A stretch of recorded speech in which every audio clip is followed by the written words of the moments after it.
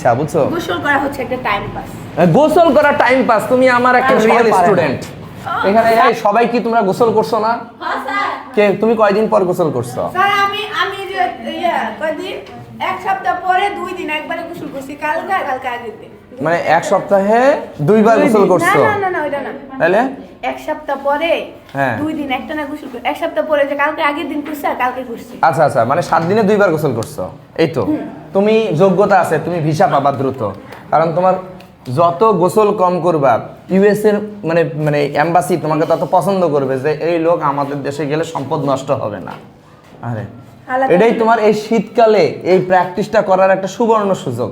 তুমি কিন্তু মানে যখন তোমার সামার চলে আসবে তখন কিন্তু তুমি এই সুযোগটা পাবা না, কারণ তোমার তখন বারবার গোসল করতে ইচ্ছা করবে। স্যার আমি গরমে ওইটাই করি। সো গরমে গোসল করে না ঠিক মতো। গরমে গোসল করো না? ইয়েস, তুমি পারফেক্ট, তুমি একবারে ইউএস এর পারফেক্ট একজন সিটিজেন। তোমাকে এমনও হতে পারে যে তুমি ইউএসএ যাওয়ার আগেই তোমার বাংলাদেশে থাকতেই তুমি সিটিজেনশিপ পেয়ে গেছো।